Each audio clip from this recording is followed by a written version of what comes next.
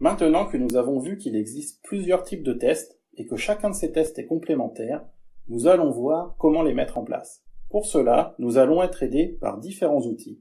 Le premier d'entre eux, c'est la manière de développer. Un développeur devra suivre les préceptes de la méthode SOLID. SOLID est un acronyme qui désigne 5 principes de développement indépendants du code ou de la technologie choisie. Le premier acronyme, S, c'est pour Single Responsibility. Prenons l'exemple d'un module qui compile et imprime un rapport. Imaginons que ce module peut être changé pour 2 raisons. D'abord, le contenu du rapport peut changer. Ensuite, le format du rapport peut changer. Ces 2 choses changent pour des raisons différentes, l'une substantielle et l'autre cosmétique.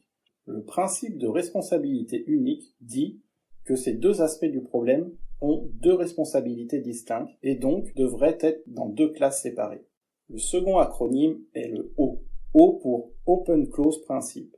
Ce principe dit qu'une classe doit être à la fois ouverte à l'extension et fermée à la modification. L'idée est qu'à partir du moment où une classe a été approuvée via des revues de code et tests unitaires, elle ne doit plus être modifiée mais seulement étendue. Le troisième principe est celui de la Liskov substitution. Prenons un exemple. Si S est un sous-type de T, alors tout objet de type T peut être remplacé par un objet de type S sans altérer les propriétés désirables du programme concerné. Autrement dit, si nous prenons un exemple avec la classe carré et la classe rectangle. Si la classe carré hérite de rectangle, alors carré va avoir comme membre largeur et longueur. Or, un carré a toujours largeur égale longueur. La classe carré se retrouve alors avec une propriété dite non désirée. Elle casse donc le principe de Liskov. L'avant-dernier principe, le I, pour Interface Segregation, le but de ce principe est d'utiliser les interfaces pour définir des contrats. Il en découle une réduction du couplage, les clients dépendant uniquement des services qu'ils utilisent. Seulement, l'utilisation systématique d'interfaces pour chacune de nos classes n'est pas une bonne pratique, car elle lie nos contrats à notre implémentation, rendant délicat la réutilisation et le refactoring à venir. Attention, ce principe mal compris peut démultiplier le nombre d'interfaces. Enfin, le D pour Dependency Inversion. Ce principe dit que les classes ne doivent pas dépendre d'autres classes, mais d'interfaces. Ces interfaces seront créées dynamiquement, autrement dit injectées, au moment de l'exécution. Si tous ces principes sont fort intéressants, certains le sont davantage pour la mise en place de tests unitaires. Ici, l'élément le plus important va donc être le D, l'injection dépendante, car c'est grâce à ce principe que nos classes pourront être testées indépendamment les unes des autres sans avoir d'effort d'initialisation de nos tests. Imaginons l'exemple suivant, la classe opération. Dans cette classe, nous avons une méthode, addition, qui renvoie un résultat de type entier, et une seconde classe, la classe log, qui, elle, est composée d'une méthode write. Supposons que maintenant, nous voulons loguer l'opération d'addition. Pour ce faire, nous allons donc instancier notre classe log dans l'opération d'addition, puis utiliser la méthode write de la classe log. Le problème, c'est que nous avons créé une dépendance entre la classe opération et la classe log. L'opération ne peut fonctionner désormais sans passer par la création du log. Résultat, je ne peux plus tester l'addition sans créer une classe log. Or, ce qui m'intéresse, c'est de tester l'addition, peu importe le fonctionnement de la classe log. Pour casser cette dépendance, on peut faire ceci.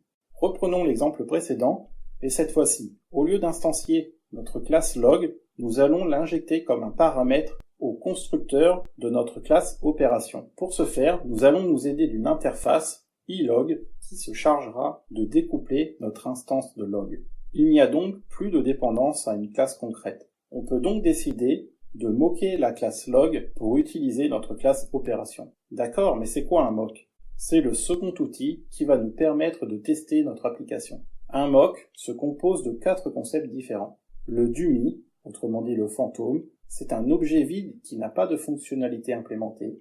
Le stub, pour le remplacement d'une valeur en dur. Le fake, c'est une implémentation partielle d'un dummy afin de renvoyer toujours la même valeur.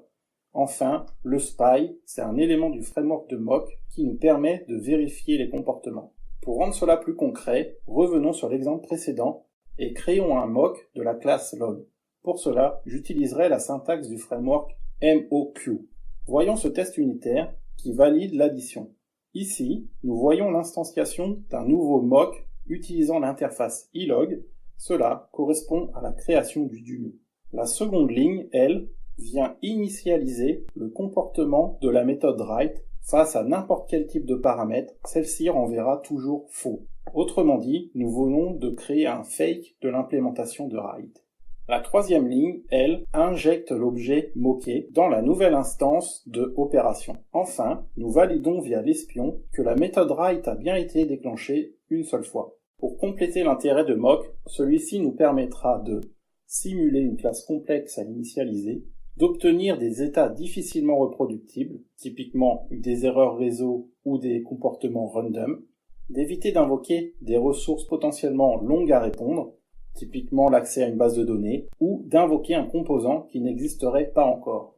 Le dernier outil indispensable pour pouvoir faire des tests, c'est d'utiliser les nouvelles architectures de développement en couche. En effet, les patterns MVC et MVVM vont nous permettre de maximiser les tests unitaires, sans avoir besoin des éléments d'interface. Avant MVC ou MVVM, il existait un couplage fort entre les éléments de l'interface, ce qui empêchait de tester une bonne partie de l'application. Par exemple, en ASP.NET Webform, un clic générait cette méthode. Or, cette méthode se compose de deux paramètres qui sont remplis par les mécanismes ASP.NET. Autrement dit, le contenu du sender et de E vont être difficiles à initialiser. Le second problème de cette méthode est que la textbox txbNon est instanciée par le code contenu dans la classe issue de la webform.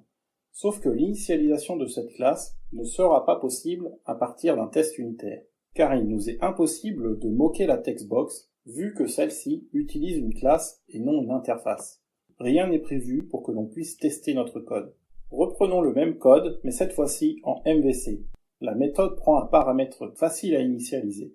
Le modèle associé est une classe standard, qui pourra être créée et initialisée facilement. Résultat, ce code est testable. Vous savez maintenant ce qu'est un test unitaire, d'intégration ou fonctionnel, et comment les mettre en place, du moins de manière théorique, dans une solution. Mais si nous avons abordé les tests d'un point de vue du développeur, ils ne sont pas les seuls à devoir tester une application. Le business et les utilisateurs ont aussi leur rôle à jouer.